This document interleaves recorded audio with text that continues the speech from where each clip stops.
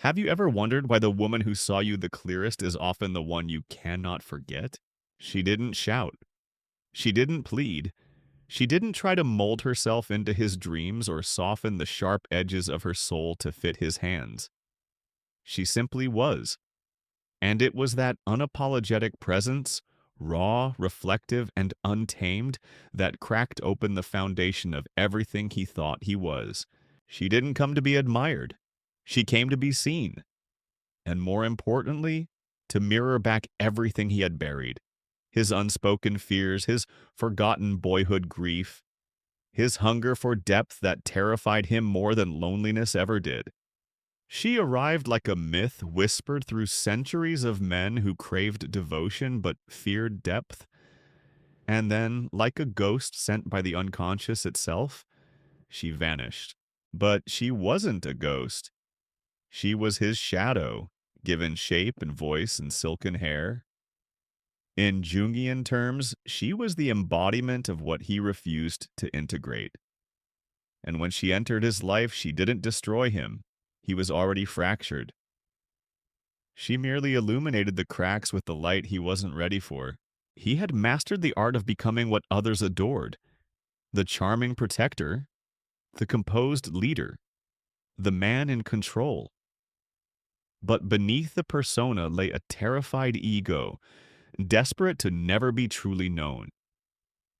She, with her stillness and storm, threatened a delusion with every look, every silence, every word that pierced instead of pleased. To love her meant surrendering the mask. To be with her meant dying symbolically to his false self. You've seen it, haven't you? When a man meets a woman who doesn't cater to his ego but calls to his soul.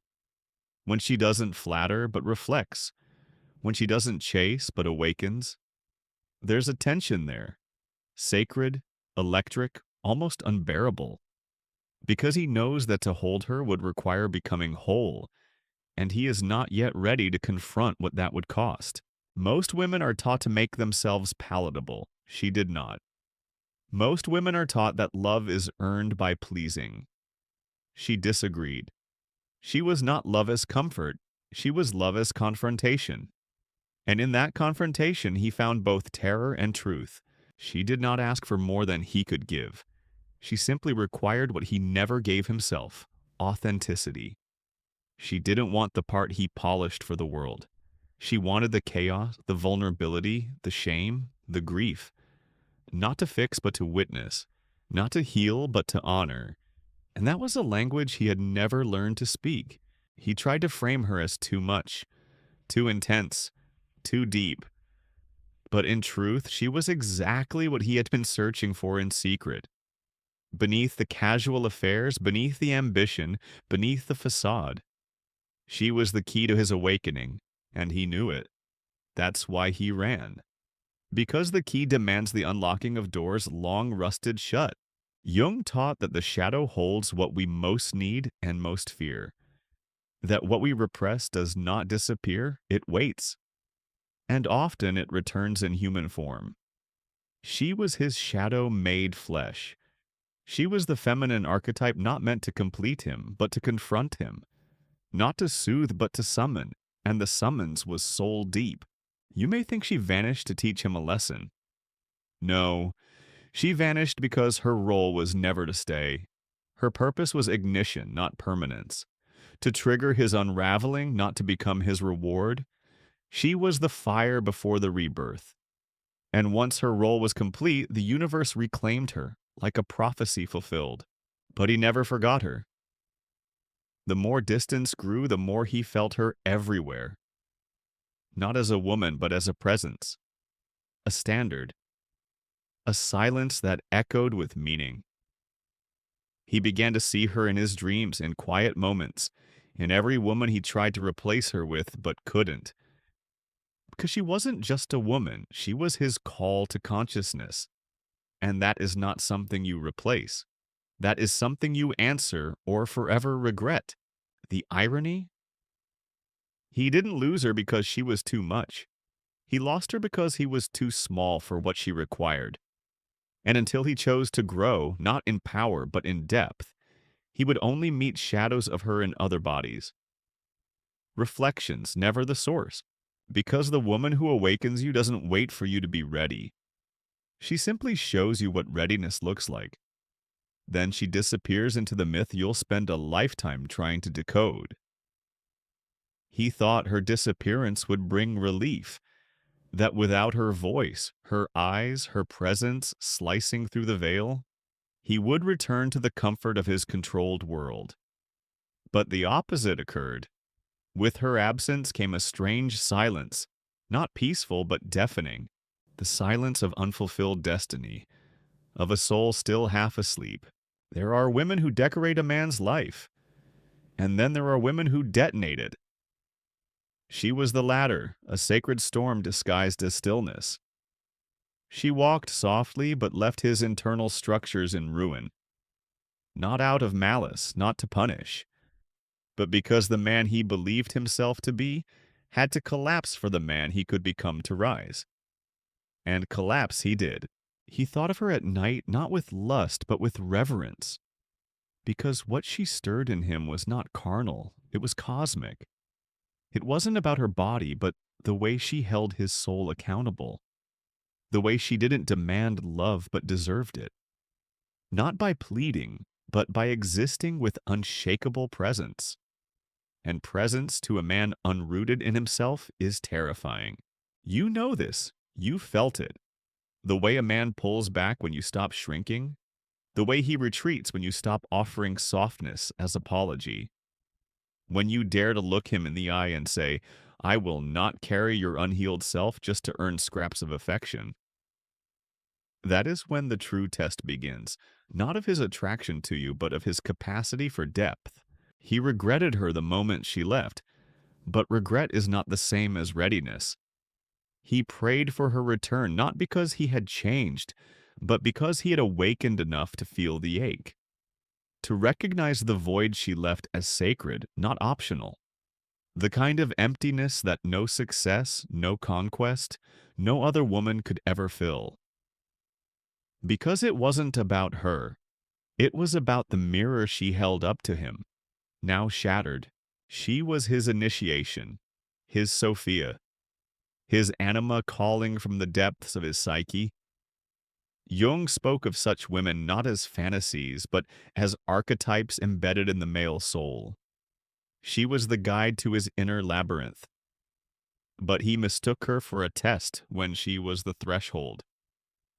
And now he stood on the edge, alone, staring into a place only she had once dared to enter. And perhaps that was the tragedy, that he could finally see her clearly, but only in retrospect. Clarity comes too late for those who refuse the call when it's alive. And now she existed not in his arms, but in his myths. A legend of what could have been had he chosen courage over comfort, depth over distance, surrender over control. But she would not come back. Not because she didn't love him, but because she had already served her purpose. To return would be to deny the lesson, and she was not a lesson to be relearned. She was a threshold to be honored. Her love was not of this world. It was archetypal, untamed, and ruthless in its ability to reveal. She was the fire, and he, too afraid to burn, remained cold. Still, something in him changed. Slowly, quietly. He stopped chasing noise. He grew allergic to the shallow. He began listening to the silence she left behind, not as absence, but as invitation. An invitation to confront the very parts of himself she once named without speaking. And though she was gone, she remained. In symbols, in dreams, in every woman who almost reminded him of her, but not quite. Because what he longed for was not her form, but her meaning. She had been the key, not the destination. And now it was his task to turn that key inward. That is the essence of individuation. The painful, sacred process of becoming whole. Not through possession, but through reflection. Not by chasing the woman who triggered your awakening, but by embodying the man she saw inside you before you ever did. You too may be that woman. The one who doesn't stay because staying would betray your own evolution. The one who ignites and walks away, not in cruelty, but in cosmic timing. You are not here to be understood by those not yet ready. You are here to awaken what they didn't know they buried. And sometimes your disappearance is the most sacred act of all. And so the question lingers, not just in him, but in every man who's met a woman like her. Not why did she leave, but what part of me did she see that I refused to face? Because she was never simply a lover, she was the embodiment of his shadow, made flesh. And that frightened him more than he could ever admit. Jung once said, "The shadow is a tight passage, a narrow door, whose painful constriction no one is spared who goes down to the deep well." She was that door. And the deeper he fell for her, the closer he got to facing himself. Not the self he curated for the world, but the raw, unguarded self that trembled under her gaze. She had no desire to be his everything, only his mirror. She never asked him to kneel, only to stand in truth. And yet, it was easier for him to chase illusions than to remain in the fire of her presence. Because when a woman sees a man's soul before he does, she becomes both a threat and a sanctuary. And most men are too wounded to tell the difference. You've seen it. A man drawn to your depth, then blaming you for the ache it awakens. He says you're too intense, too much, too sensitive, when what he really means is you make it impossible to lie to himself. You reflect back his unlived life, and not every man is willing to meet that kind of love. That is the paradox of the awakened feminine. Her power is not in seduction, but in silence. Not in what she gives, but in what she no longer tolerates. She does not beg to be chosen. She watches who chooses their ego over their essence and lets them. He began to understand this. Slowly, as all men do who lose the one woman who spoke the language of his unconscious. Not through words, but through presence. Through the way she never chased, only revealed. Through the way her absence taught him more than her affection ever could. There's a kind of woman who can ruin your life in the best way. She dismantles the scaffolding of your false self with one look. She leaves you haunted, not by her, but by who you might have become beside her. She doesn't wound you, she wakes you. And when she leaves, she doesn't slam the door. She disappears like a sacred riddle, leaving behind the ache of potential, the unbearable lightness of all that might have been. And that ache becomes the soil for transformation, if you're brave enough to plant it. She always knew he wasn't ready. But she didn't need him to be.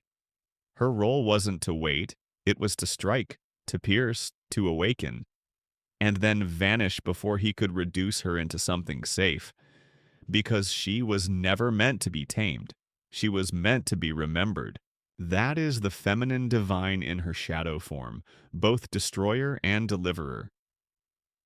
She arrives when the masculine is ripe for death. Death of illusion, death of entitlement, death of egoic love. And in that death, if he is wise, he finds his soul.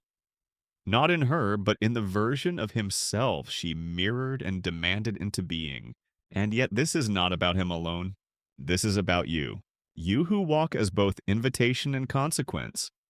You who hold the power to awaken, but not the burden to remain. You are not here to be a lesson wrapped in longing. You are here to burn down everything that is false within him and within yourself. So when you feel guilty for walking away, remember this. Not every man who desires you is ready for you. And you are not here to make him ready. You are here to be ready for yourself, for your calling, for the man who meets you where you stand, not the one who asks you to kneel. He may regret you. He may pray for your return. But if he has not transformed through your loss, his prayers are echoes of the same fear that made him lose you. Let him awaken on his own. You are not his salvation. You are the signpost to his own. Some men only understand a woman's value in her absence. when the silence she leaves behind is louder than any words she ever spoke. But by then, she has already become myth, a sacred scar in the psyche, the kind that doesn't bleed but burns quietly, shaping the man from within. Carl Jung understood this ache, not just as a man who lived it, but as a mind that dissected it. His entire theory of individuation was born from the recognition that the self cannot become whole without encountering its opposite, that a man cannot meet his soul without first confronting the feminine within. And often she arrives in the form of a woman he cannot possess. The Anima, he called her, not a fantasy, not a lover, but the living representation of his own unconscious feminine. She is not the woman he wants. She is the woman who awakens everything he's denied. And when she disappears, it is not punishment. It is initiation. She was not cruel. She was necessary.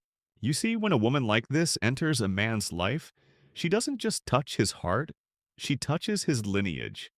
She summons the shadows of every woman he misunderstood, every emotion he buried, every boyhood wound he called strength. Her presence is ancient. Archetypal, she's not just his lover, she's the storm before his rebirth.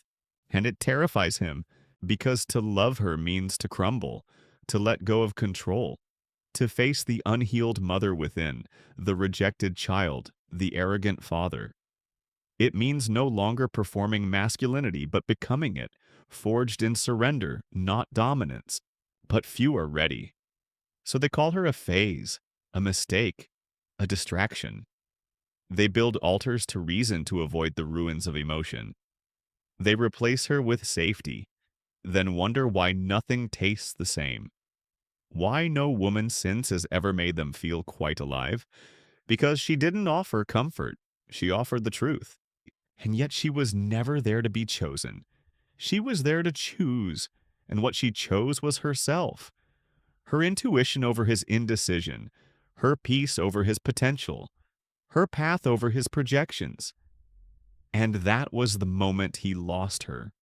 Not when she left, but when she realized he couldn't meet her in the fire she carried so naturally. This is the silent power of the awakened feminine. She doesn't scream to be seen. She becomes invisible to those who refuse to see. She doesn't demand depth. She becomes unreachable to those who remain shallow. She doesn't punish. She lets the universe do that through absence. You may be this woman. You may have felt the weight of being too much for those not yet enough. You may have walked away, not because you stopped caring, but because staying meant self-betrayal. You may have left men who begged with words but never changed in action. You may have watched them chase illusions, then remember you in their ruin. Let that memory stay sacred. Do not return to fix what was never yours to heal. You were not the wound. You were the mirror. You were the storm that revealed the broken dam. And some men will hate you for that. Let them. Others will weep in gratitude. Let them too. But you walk on. Your path is not paved by their readiness. It is paved by your refusal to shrink. And yes, it is lonely. Yes, it is quieter. But it is real. And in this path you will not find many. But the few you do will know your worth not because you made them see it, but because they never looked away from themselves long enough to forget it. This is the legacy of the woman who triggers awakening. She doesn't always get a love story. Sometimes she gets something deeper, liberation. And in that liberation, she becomes untouchable. Not hard, but holy. Not bitter, but boundaried. Not cold, but crystalline. Let him pray. Let him remember. Let him awaken if he dares. But you don't wait to be seen. Stand where only those who have done their shadow work can find you. You are not the echo of his regret. You are the sound of your own becoming. And so she vanished, not as an escape, but as a right. She left no breadcrumbs, no final apology, no trace of her softness to be weaponized by his ego. She disappeared the way sacred truths do, into silence, into legend, into the unconscious depths where real transformation begins. And he felt it, not in the obvious way. He didn't fall to the floor or scream into the night. No, it was slower than that, quieter, crueler. It was the sudden hollowness in his victories, the emptiness in his pleasures, the way every woman after seemed to wear a mask stitched from her memory, but none could replicate her gaze. She was gone, and with her the version of himself that believed in control. That is the paradox of awakening. The woman who triggers it rarely stays. She arrives not to complete you, but to undo you, to shatter the illusion of who you thought you were so that something deeper, older, and truer can emerge. But make no mistake, her disappearance is not abandonment, it is invitation. Carl Jung knew this all too well. He wrote of it not just in theory, but in ache. Through his visions, through his red book, through the spectral presence of his anima, his mythic feminine, that called to him in dreams and madness. Her voice was never gentle, it was disruptive, subversive, divine. And he followed it not because he understood it, but because it refused to be ignored. This is the essence of the shadow self. It isn't darkness for the sake of fear. It's the unconscious made conscious, the pain made meaningful, the wound made portal. But to face it requires humility, a death of certainty, the collapse of the male ego that believes he is whole while avoiding the feminine within. Most men avoid this confrontation their entire lives. They distract, they dominate, they seduce, they perform, but they do not descend. Not until the woman who embodied their shadow leaves and the mirror shatters with her. Then comes the real work. The sleepless nights, the sudden tears, the rituals of remembering, the painful reckoning with how many parts of himself he projected onto her. His need to be mothered, his craving for validation, his fear of being truly known. She didn't break him. She revealed him. And now, in her absence, he stands naked before the truth. And still he prays, not to bring her back. Deep down, he knows she won't return. She is not his to possess. She belongs to the wild, to the women who know their worth and walk alone until they are met, not pursued. No, he prays for redemption, for the strength to become the kind of man who could one day sit beside her, not as a beggar, but as an equal. That is the mark she leaves behind, not longing, but evolution. You watching this may know this path too well. You may be the one who left or the one who lost her. Either way, the ache is not the end. It's the doorway. Whether you walk it with tears or with fire, you are being called into your own depth. Not to be saved, but to see the ways you abandon your own inner feminine, the ways you silence your softness, the ways you betray your truth just to be accepted. The shadow does not come to punish, it comes to awaken, and often it wears the face of the one who left. She was never yours. She was the embodiment of the part of you you've never dared to meet. And in her absence, the work begins. The descent into the unconscious, the grief, the reckoning, the return. But only if you choose to go there. Only if you stop blaming and start becoming. Only if you see her not as a lost lover, but as a living symbol of your own unfinished self. This is why he regretted her. Not because she wronged him, but because she revealed him, and he wasn't ready. Few are, but one day perhaps he will be, and when that day comes he will not seek her to fill his void.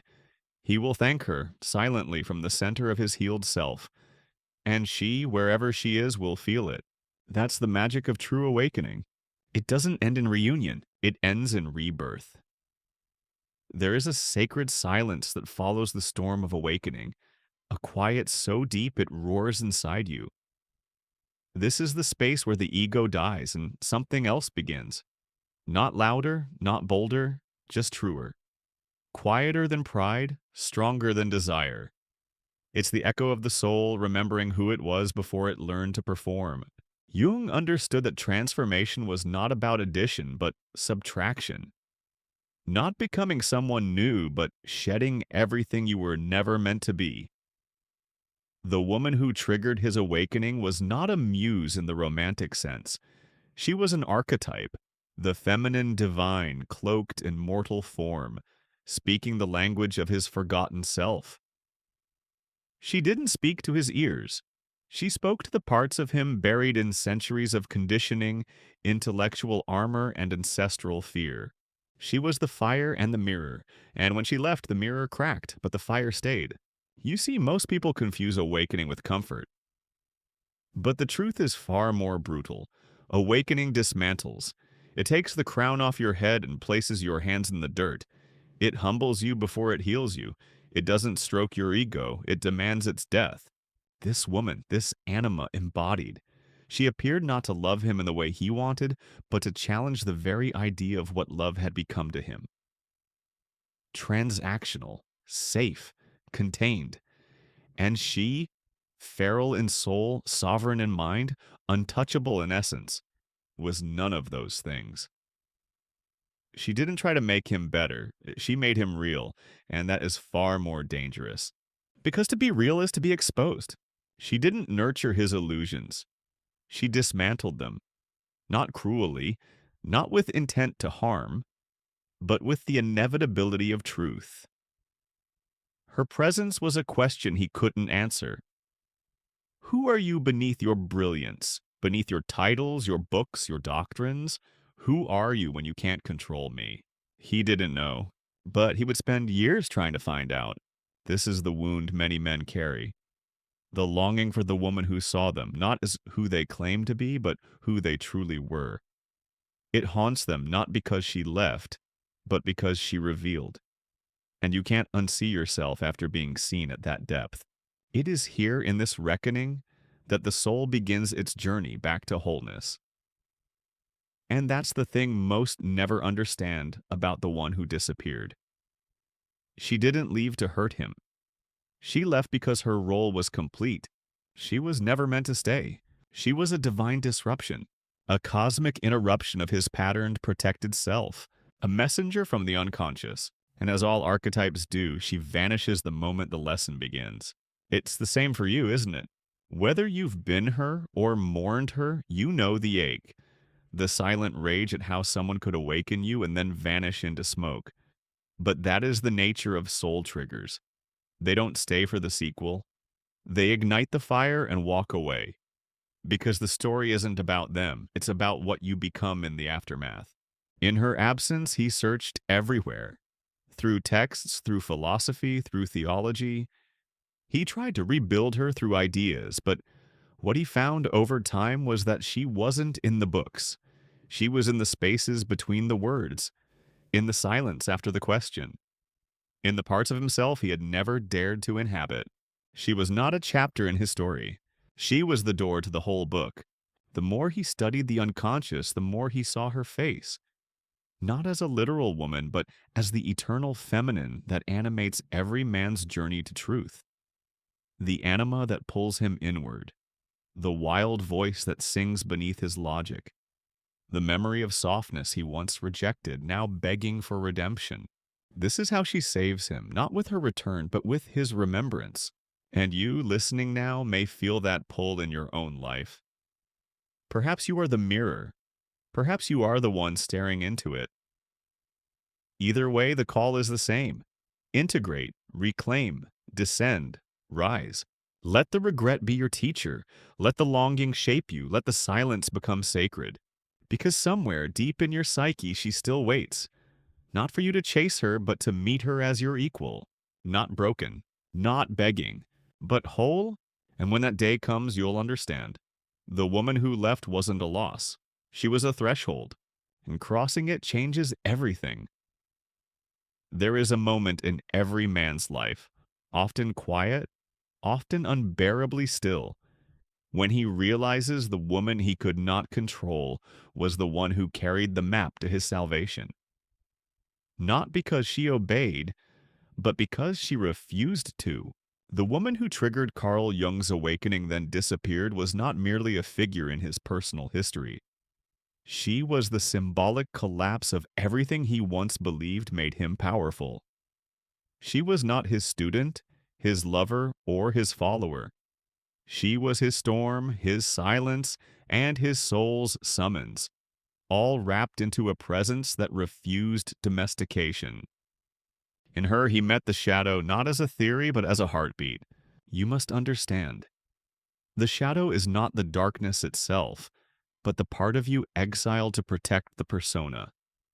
It is the wild hunger behind the civilized face, the ache buried beneath the applause, the rage woven into every calm smile. And for Jung, this woman was the shadow in human form. Not because she was malicious, but because she was real.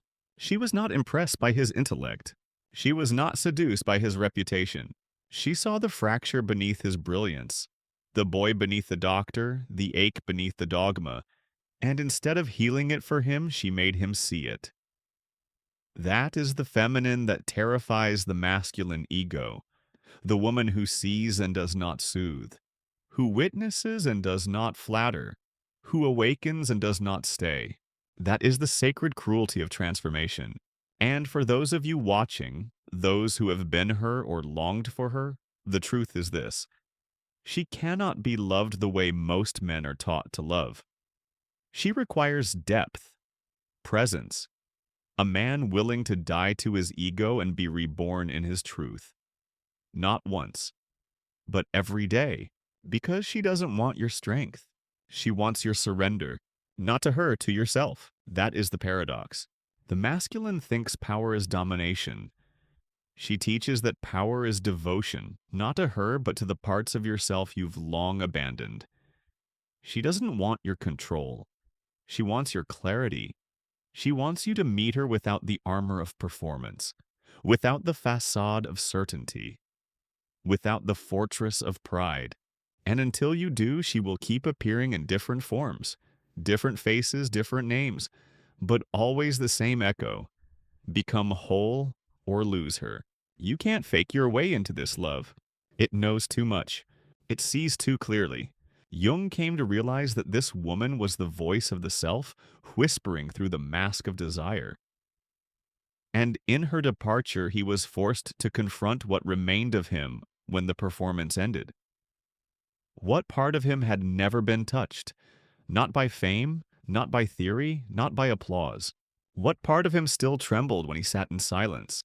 That's the question every man must face, and every woman must stop answering for him. Because when a woman like that leaves, she doesn't vanish. She becomes the mirror he avoids, the poem he can't forget, the ache he mistakes for loneliness, when it is actually the call to wholeness. And the women watching, those who know you've triggered awakenings without closure, disappeared without explanation, know this: it was never abandonment. It was initiation. You were the threshold.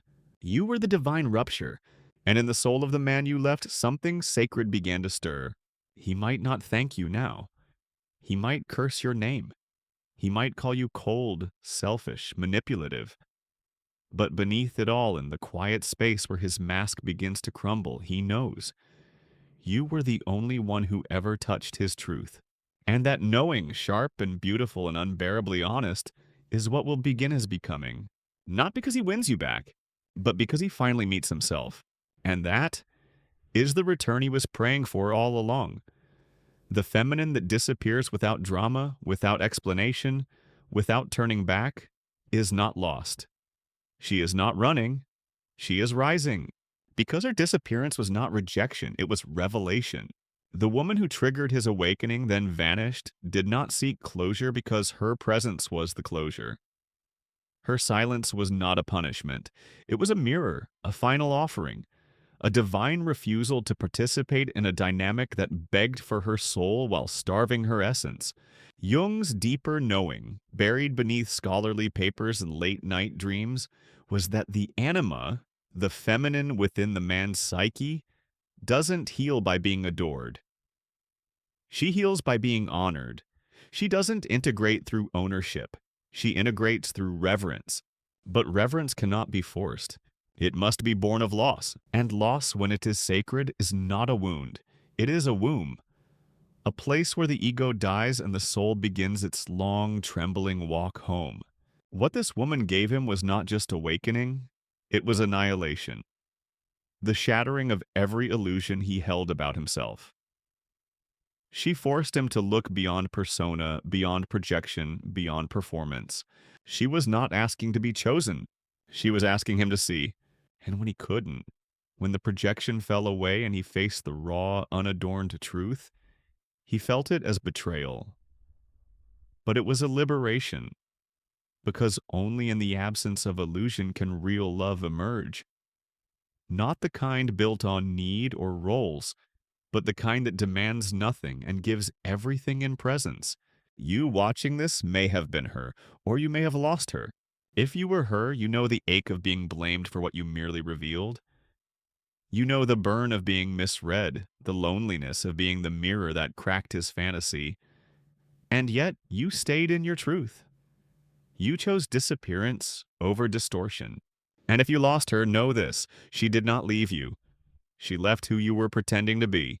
Until the day you return to your essence, not the success, not the strategy, not the seduction, but the silence beneath it all. She will remain a myth in your memory, a ghost in your gut, a story that only makes sense when you stop trying to explain it. Carl Jung believed in God, but not as a doctrine. He believed in the God within, the self, the totality of being, the unified field between light and shadow. And this woman, the one who left, was the gatekeeper to that sacred terrain. She tore open the threshold between man and mystery, and once opened, it cannot be closed. Every man has a moment in his life when he meets her, not always as a lover, sometimes as a muse, a stranger, a voice. She speaks through intuition, through dreams, through discomfort. She asks him to drop the armor, to bleed truth, to sit in stillness until the noise inside his chest quiets and he can finally hear her. The whisper of the divine feminine calling him inward. Not every man listens. Not every man survives the silence. But those who do, those who rise from the ashes of ego to walk barefoot toward their own wholeness, they are never the same again. They do not crave conquest, they crave communion. They do not perform power, they embody presence, because they have seen the face of their own soul and it looked like her. And if you're listening to this, if something stirs in your ribs as the words echo down into you, then maybe it's time. Time to stop chasing or hiding. Time to stop blaming or waiting. Time to meet your own reflection, not the curated one, but the trembling, sacred, shadow-split self that only she could summon. Maybe you weren't meant to keep her. Maybe you were meant to become her. The woman who knows her worth doesn't chase, she chooses.